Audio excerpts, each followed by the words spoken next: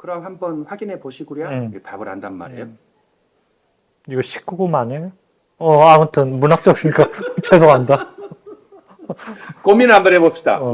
이걸 말을 해도 되겠는지. 자, 고민 결과. 음. 문학 작품 속에 들어있는 표현을 그대로 썼기 때문에 19금 아닌 걸로. 그런 근데 걸로. 그게 상당히 그 위트 있잖아요. 그래요. 예, 그 나도 인상적으로 봤던 장면이라서. 어렸을 때 제가 많이 경험했던 건데 말을 이렇게 정면에서 안 하고 꼭 옆으로 이렇게 애둘러 쳐주잖아. 이런 이야기들이 너무 재미있어요. 애둘러 쳐주는 말이 굉장히 재밌는데 내가 어렸을 때 이제 어머니가 아랫집 가서 접시 받아와라 그래. 아까 뭐 줬으니까 빈 접시 받아와라 그래. 그러면 이걸 쫄랑쫄랑 가서 받아가지고 와. 예. 그래가지고 부엌에 와가지고 엄마 막 일하고 있는데 이걸 여기다 올려놓으면 되잖아. 근데 안 올려놓고 엄마 이거 어디다도 이렇게 물어봐. 그럼 엄마가 찍 돌아보면서 들고 섰어라 그래. 들고 서 있어라. 그럼 이제 들고 서 있다고 생각하면 이게 그럴 일이 아니잖아. 그래서 이거 올려놓거든. 당연히 올려놓으면 되는데 이걸 물어보니까 옛날 우리 어른들은 그런 이야기를 하는 거지. 돌려서. 바보네. 네. 그냥 놓고 나가면 되지. 그러니까 처음에 그 생각을 안 하고 쫄래쫄래 와가지고 엄마한테 물어본다는 거지. 엄마 이거 어디다 둬 이렇게. 그러니까 이 자체가 웃기는 바보지만 그렇게 생각이 없었어요. 그러면 엄마가 그거 올려놔 이렇게 말해도 되잖아. 이게 정면에서 말하는 법이지. 그걸 꼭 뒤로 돌려서 말하는데 이게 유목민들에게 너무 많다는 거예요. 예. 예, 이 책에서도 아까 제가 말했지만 어떤 젊은 친구가 남의 게르에 찾아갔어. 그래가지고 할머니 혼자 계시는 게르였어. 그래서 앉았는데 방구를 뻥 낀 거야. 엄청 세게. 그랬더니 방구를 뻥 끼니까 할머니가 아이고 네가 똥 쌀 자리에 내가 집을 지어버렸구나. 내가 이사 갈게. 이렇게 말을 한 거예요. 얼마나 재밌어. 이게 사람들이 이놈아 방구를 왜 이렇게 크게 끼어 이렇게 말하지 않고 딱 돌려서 말하는. 저는 유목민들이 이 낙천성, 그 유머 감각 너무 많다고 생각을 해요. 그러니까 그런 유목민들이 책 안에서도 그런 장면들이 많이 나오는데 그 유목민들이 가지고 있는 낙천성이 그들의 삶의 방식 때문에 만들어진 거겠죠. 당연히. 이렇게 뭐가 마음에 안 들면 그냥 떠나면 되는 거고, 말은 쉽지만. 그러니까 한 곳에 정착을 해서 어떤 제한된 그 조건 안에서 바둥바둥 살아가야 하는 게 아니니까. 이게 절이 싫으면 중이 떠나는 것처럼, 이렇게 그쪽이 어떤 자기가 개를 치고 그런 땅들이 마음에 안 들면 다시 건너가야 되니까. 그런 것들의 영향이 있지 않을까? 낙천성? 또랑물 유통 방해죄라고 들어봤어요? 그건 뭐예요? 재밌죠? 또랑물 유통 방해죄. 농사를 지으려면 윗집도 논이 있고 아랫집 다 논이 있잖아요. 이렇게 또랑물이 지나가고 있어. 근데 여기서만 위에서 막아가지고 써. 아래는 물이 안 내려가. 이제 화나지만 어떻게 해야 할 방법이 없잖아. 그래서 이것도 규칙을 정해놓는 거예요. 또랑물을 유통하는 또랑물이 유통되는 걸 방해하면 안 된다는 거야. 또랑물 유통 방해죄. 웃기죠. 인간이 사는 세상이 이러면 되겠어요? 그런데 한 곳에 정착해 살면 이런 문제가 계속 발생을 하죠. 어쩔 수 없어. 계속 부딪혀야 되기 때문에 세세한 것까지 계속 규정이 들어가야 되는 거고. 유목민들은 그런 면에서 좀 다르죠. 아까 말한 것처럼 떠날 수 있는 자유가 있고 하기 때문에 그래서 정착민보다 조금 더 덜 각박할 수도 있는 거고 태생적으로 그 낙천적인 것은 그보다 더 심한 것은 척박한 땅이기 때문에 그렇죠. 굉장히 척박하고 하늘과 땅의 의지에 살다 보니까 내가 아등바등하고 하늘이나 땅에게 원망하고 복수하고 이런 마음으로는 이 생을 살아갈 수가 없죠. 그런 것도 있겠네. 너무너무 열심히 자기가 일을 해가지고 정말 하루도 쉬지 않고 유목을 해가지고 가축을 1000마리로 늘렸어요. 근데 조드가 온 거야, 이번처럼. 하루아침에 1000마리 중에 990마리가 죽어버려. 이게, 그런데 그 사람은 살아가야 돼. 다음 생을 또. 여기서 같이 죽을 수는 없잖아요. 어떤 마인드여야 돼? 하늘을 원망하는 마인드? 땅이라는 것을 볼 때마다 도끼로 땅을 때리나? 그래봤자 필요가 없죠. 그래서 생기는 게 낙천적인 거. 운명을 받아들이고 그 운명 속에서 함께 출렁거리면서 웃을 수 있을 때 웃고 놀 수 있을 때 놀고 이렇게 살아야 되는 거지. 그럼 죽으니까. 예. 맞아요. 근데 이거를 우리가 영상을 찍으면서 네. 그 얘기할 거 아니야. 김영수 선생한테 우리가 김영수 선생 당신 조두로 영상을 찍었어요 해서 김영수 선생이 보고 있을 거란 말이에요. 네. 근데 쟤들 책 얘기는 안 하고 뭐 뻘소리만 저리 하나. 네. 그럴 수도 있어서 꼭 교수님, 뻘소리라뇨. 다 이게 함께 함께 만들어가는 조대의 그러니까, 이야기예요. 저는 그래서 책 얘기를 좀 해봅시다. 예. 그런 얘기인데 네. 이제 가볍게 얘기를 하면 태무진이 조친가? 네. 이제 아들이에요, 동생이에요? 아들이죠. 아들이죠, 네. 조치가. 걔를 낳아가지고 이제 그 엉덩이를 까면서 몽고 반점이 나오잖아요. 네. 그러면서 그거를 뭐라고 하더라? 푸른 하늘? 네. 푸른 하늘 한 점인가? 그렇게 하늘 얘기를 하는데, 네. 예, 푸른 하늘의 자국? 그렇게 네. 얘기하는데, 몽골족하고 우리는 한민족은 뿌리가 같나? 그 몽골 반점이 예. 중요한 거예요. 그러니까. 지금은 이제 많이 사라졌어요. 요즘 아이들에게는 많이 사라졌어. 아유, 확인도 못 하겠고. 확인할 수 없지. 근데 우리 때는 있었던 것 같아. 무조건 있었어. 그 엉덩이에 푸른 반점. 네, 있었어요. 있었죠. 예. 근데 그게 갈수록 사라져. 근데 뭐 인간형이 계속 바뀌는 거니까. 라면을 많이 먹어서 그래. 아이고 뭐 라면인지는 그건 잘 모르겠고, 그건 제가 잘 모르겠어요. 근데 그래서 칭기스칸이 자기 아들이 태어났을 때 그것도 뭐 재밌는 이야기가 또 있죠. 조치라는 이름 자체가 나그네라는 뜻이에요.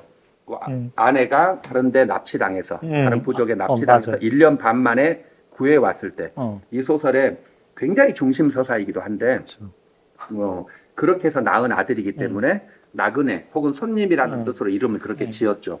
그런데 이제 이거를 품에 안아요. 받아들여. 그래서 칭기스칸이라는 인간의 품성이 이렇게 또 보여지는 건데 지금 물어본 건 몽골 반점이잖아요. 엉덩이에 푸른 반점이 있어. 몽골인과 한국인에게 있었단 말이에요. 그래서 이걸 이제 푸른 하늘에 몽골이 제일 좋아하는 게 푸른 하늘이에요. 몽골 사람들이. 그 자국이 남은 거다. 자, 그러면 이것도 바보 같은 질문인데 중국 사람은 몽골 반점이 없나? 없습니다. 아, 정말? 네, 일본 사람도. 네. 진짜 없어요. 요즘 우리나라 젊은이도 없다고 하는 그거고 또 하나가 이 몽고 주름이라고 하는 게 있어요. 그게 몽고 뭔데? 주름 뭔지 모르죠. 몰라요. 잘 보면 이 눈을 보면 다 그래요. 네. 우리 눈이나 몽골 사람 눈이나 다 그렇습니다. 요거는 동양인들이 대부분 그러는데 이 아래쪽, 이 앞쪽을 보세요. 아래쪽이 이렇게 눈이 들어가고 겉이 이렇게 나와요. 이렇게 나옵니다. 그 앞트임 하라고 나온 거 아니에요? 앞트임 하라고 하는 거. 그래서 요즘 애들이 예뻐지려고 요걸 해가지고 앞트임을 하는 거야. 그걸 베란다 확장 공사라 그래. 그런데 농담이었어요. 카메론 디아즈 이런 친구들, 서양 친구들을 보면 눈이 원래 이렇게 돼 있어요. 원래 그래. 예, 원래 돼 있어요. 동양인들은 아무리 미모가 이쁜 이게 더 이뻐 나는. 네, 유혁빈이 누구니 보면 다 이렇게 돼 있습니다. 이게 몽고 주름이라고 하는 거예요. 눈앞에 있는 이 주름.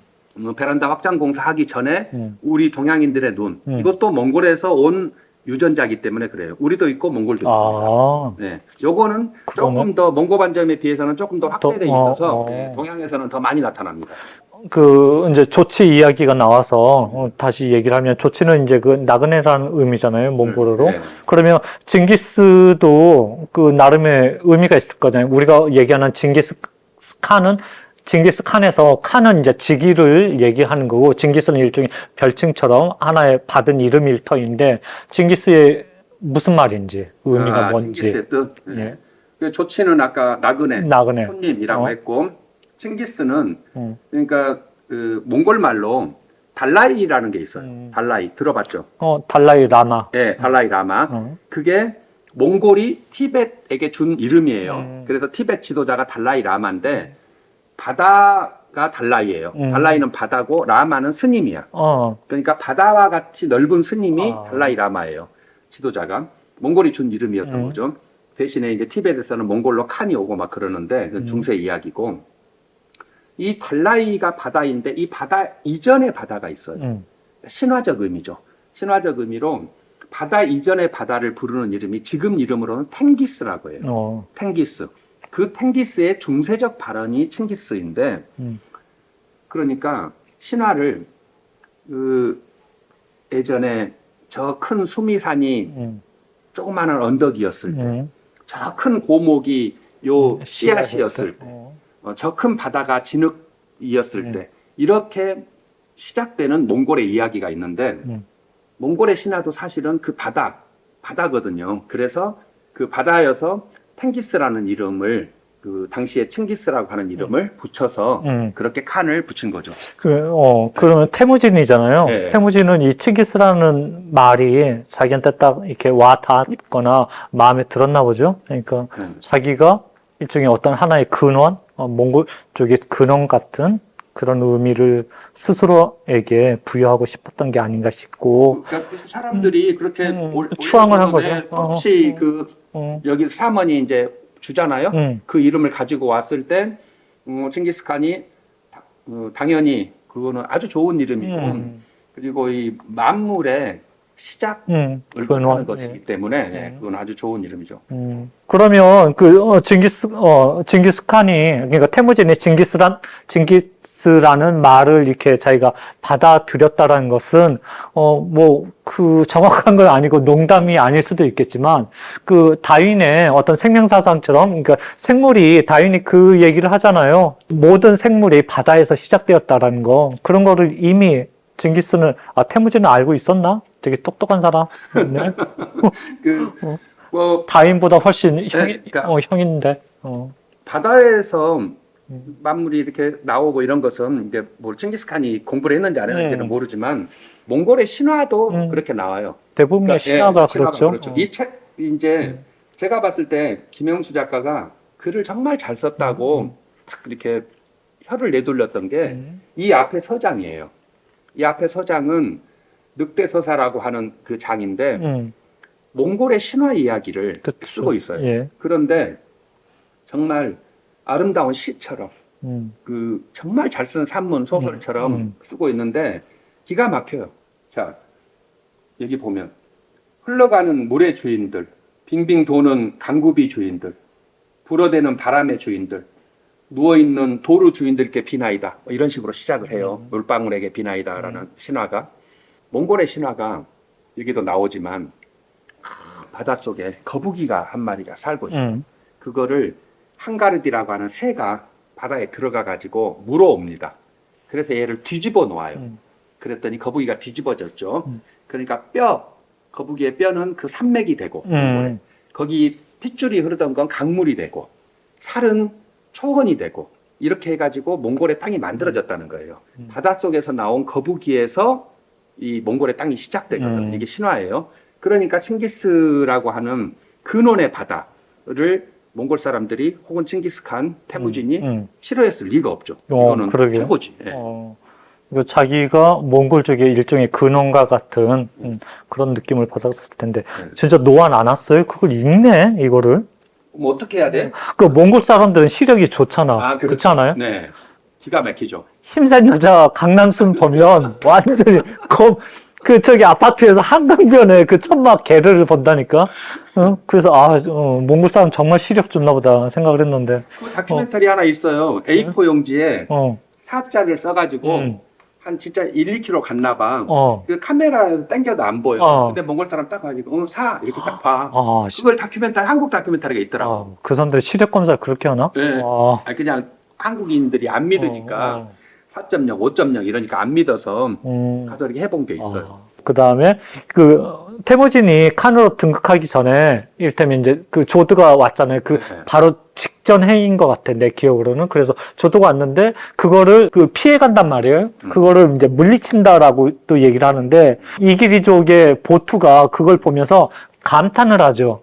조드하고 저렇게 싸울 수도 있네? 라고 얘기를 하고 김영수 선생님이 거기에 대해서 이제 묘사를 해놨는데 나는 잘 그게 어떻게 싸웠다라는 건지 잘 이해가 안 가더라고요. 그러니까 태무진이 조드와 어떻게 싸웠는지. 그러니까 조드를 사실은 피해갔다라는 얘기인데 그렇죠. 그거를 보트는 싸웠다라고 얘기를 하는데 어떤 방식으로 피해갔다는 얘기예요? 조드는 제가 생각해도 정말 너무 끔찍한데 유목민들은 정말 말할 수도 없을 거예요. 그렇죠. 겨울의 짐승들이라고도 표현하잖아요. 김명수 작가가 표현한 거예요. 그러는데 제가 그때 2002년에 있을 때도 가보니까 딱 100마리를 키웠대. 양을. 그랬는데 98마리가 죽었어요. 2마리가 살아있어. 자기 개를 안에다가. 땅을 팔 수가 없어. 영하 50도가 넘으니까. 그러니까 땅을 못 파니까 못 묻어. 죽은 고기를 먹지 않는데 유목민들은. 그래서 앞에다가 가죽은 쓰려고 벗기고 빨간 살인 상태로 얼어져 있는 걸 이렇게 올려놨어요. 그 던져놓으니까 산이 돼 있지.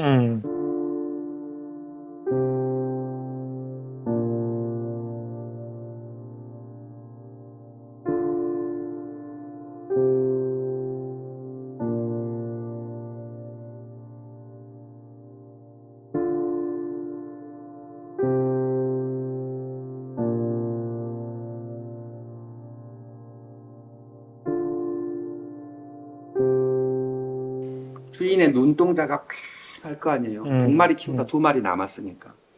이 유목민들이 느끼는 조드란 말이에요. 그런 이 겨울 짐승이 얼마나 무섭고 힘들겠어요. 인간이 그래서 할 수 있는 모든 것을 다 하겠지. 그게 조직적이면 더 마찬가지고. 안타깝게도 풀을 못 먹어서 죽는데 풀을 베놓는 방법은 없어요. 그러니까 우리는 소 한 마리를 한 가족이 소 한 마리 키우잖아.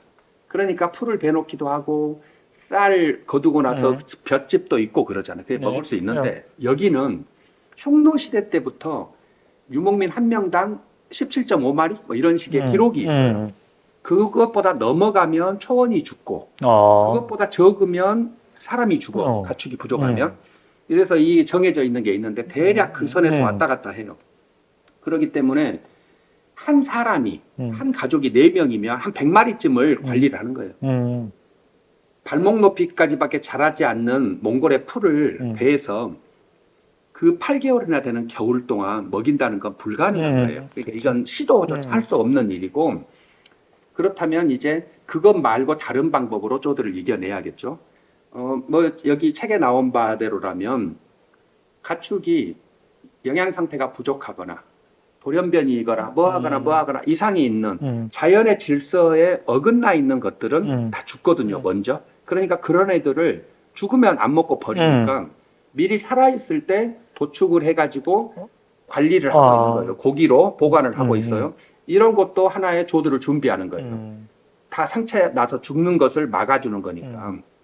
나무 한 개라도 덧대가지고 바람을 막아주는 것도 있는 거고, 그 끔찍한 거에 영하 50도 이런 데서 소들이 이렇게 밤을 새우고 서 있잖아요. 그러면 소 꼬리가 이렇게 손으로 딱 만지면 새벽에 만지면 뚝 부러져 버려요. 이게 50도에서 한 8시간 동안 서 있으면 그렇게 되겠잖아요. 영하 50도인데. 그래서 이런 것들을 보고 있는 그 유목민들이 공포 있는데 마음으로 다스려주고 안심시켜주고 포옹해주고 하는 것도 저는 조드하고 싸워서 이기는 방법이라고 생각해요. 이 책에서는 그렇게 표현하고 있죠. 네. 그래요. 구체적인 방식이라기보다는. 예. 그래요. 그리고 책에서 보면 태무진이 이제 자기 나라를 이렇게 세우잖아요. 시족하고 이렇게 부족하고 이렇게 모아가지고 그렇게 하면서 태무진이 상상한 나라는 이전에 몽골이나 아니면 다른 그 역사에서 없었던 그런 나라라고 저는 생각을 했어요. 이전에 없었던 사회 구조를 만들어내는 거죠. 사회 조직을. 그래서 그거를 이제 칙령으로 발표를 하는데 그게 제가 보기에는 대단히 획기적이더라고요. 그래서 칭기스칸의 나라가 제국이 될 수 있었던 그 발판이 바로 그 칙령 안에 들어 있었다고 생각이 되는데 당시 칙령에 대해서 한번 얘기를 해주시는 게 좋을 것 같아요. 칙령이라고 하지 않고 대자사크라고 해요. 자사크, 법이라는 뜻이거든요. 큰 법. 그 칙령이 나중에 모여서 대자사크가 되는 거예요. 김 교수가 공부할 땐 칙령이라고 쓴 거 맞아요. 여기에는 칙령이라고 나와요, 또. 네, 칙령이라고 계속 표현을 하는데, 칭기스칸이 했던 아주 정말 수없이 많은데, 그 중에 제가 몇 개를 꼽자면, 2개만, 아니, 2개 너무 좋아한다. 3개, 3개 할게요. 자, 아까부터 2개를 너무 좋아한다 그래가지고. 첫 번째는 천호제 시스템을 만든 거예요. 천호제. 천호제는 십진법 단위잖아요. 10명의 병사들을 관리하는 십호장이 있어. 그러면 이 십호들 10개가 모이면 100호가 되는 거예요. 100호가 10개 모이면 1000호가 되는 거지. 그럼 천호장은 천명하게 명령을 하는 게 아니고 100호장 10명을 모아서 명령을 하면 명령 체계가 쫙 나오는 거죠. 그런데 여기에서 이것은 사실은 흉노 때부터 있었던 제도예요. 유목민들이 원래 있었던 제도인데 칭기스칸이 여기서 혁명적인 게 뭐였냐 그러면 아까 말한 씨족 단위, 부족 단위를 해체를 해버려요. 이게 해체를 하기 때문에 옛날에는 십진법의 사회지만 그때의 씨족의 형님도 있고 삼촌도 있고 그래. 엮어지지가 않아요. 평등하게 10명은 평등해야 되는데 안 엮어지거든요. 이거를 딱 없애버리는 거. 그래서 이 천호제 사회가 정착을 하게 되거든요. 가장 완벽한 천호제가 정착을 하는 게 칭기스칸 때예요.